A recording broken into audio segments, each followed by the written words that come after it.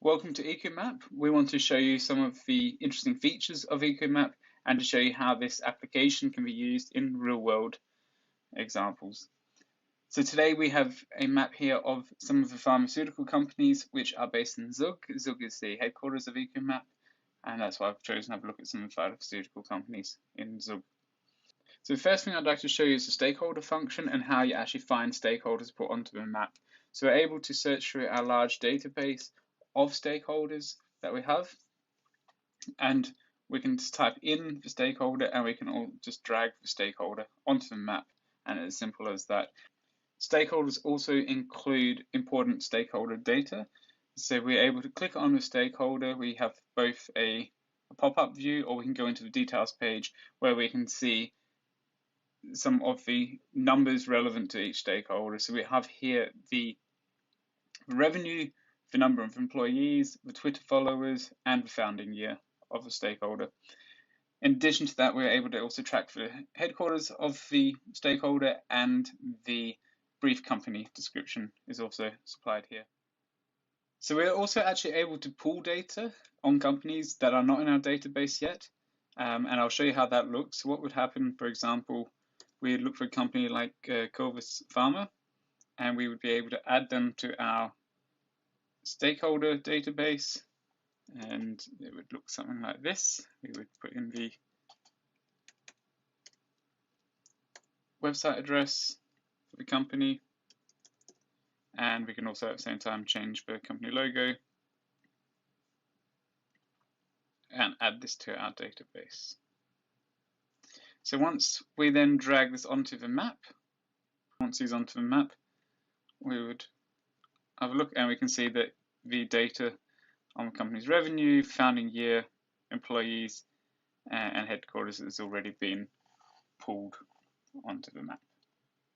So now we have the microdata. We have the data for each company on the board, which can be accessed either by looking at the details page, which is by clicking onto the stakeholder and having a look at the stakeholder's detail page, or this can also be made available to a user by simply selecting the different bits of information you'd like to be able to see within each stakeholder, like so, and then when you hover over, you're provided with that basic information.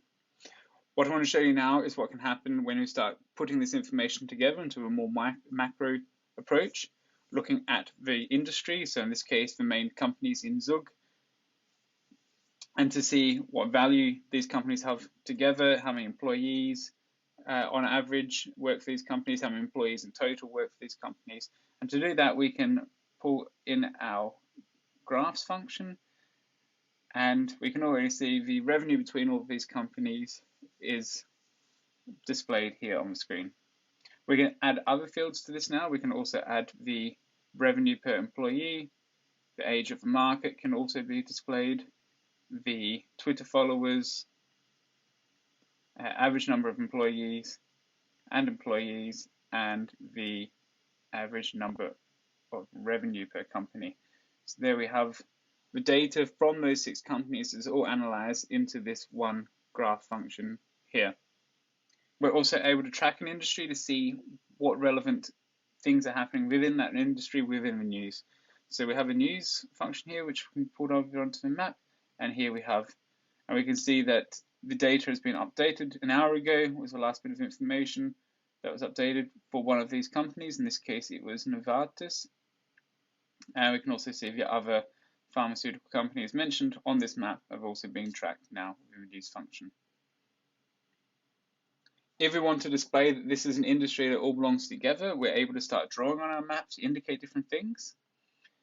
So we're able to include boxes around the industry to make sure that it's very clear that this is one industry and they have a relationship to each other, these companies. If we're going to add more companies to a map, we can add additional boxes to the map and additional shapes to display whatever information it is we'd like to show.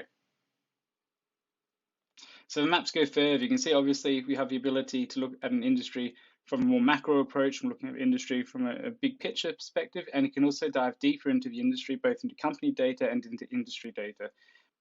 One example of that is to have a look at products that exist within a database. So for example, we live in Switzerland and watches are very popular in Switzerland.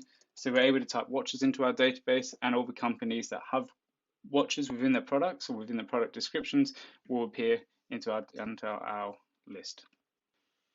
So the maps can also be used in other ways to communicate different things. So here we're using the map to communicate the European football leagues, to show the different clubs within the different leagues. And then of course, the map contains the data of the revenue for all of those clubs, the amount of employees, Twitter followers, and all that information to really understand the overview of the European football market. We also have here an overview of the Swiss watch market with the different TAM, SAM, and SOM companies that fit within this watch market. And again, total industry data is there available, and then we're able to deep dive into each of those areas and into each of those companies to see the real company specific information. So that's a good example of a big overview picture of the market, and then being able to dive deeper into the market. Once you have your map and you want to communicate your map with either colleagues, customers, or employers, you're able to share the map. And the advantage of this is they're also able to use the map in a dynamic way. They're also able to click around on the map. They're also able to, if you allow them, to look at the different graphs that we have available and the different news to see what is interesting for them. You're also able to make it more static and only allow people to look at the company data and be able to click on and off the companies, and they can't fiddle with the map. So you can use it for collaboration, you can use it for communicating deeper ideas, and you can also use it for communicating a market overview.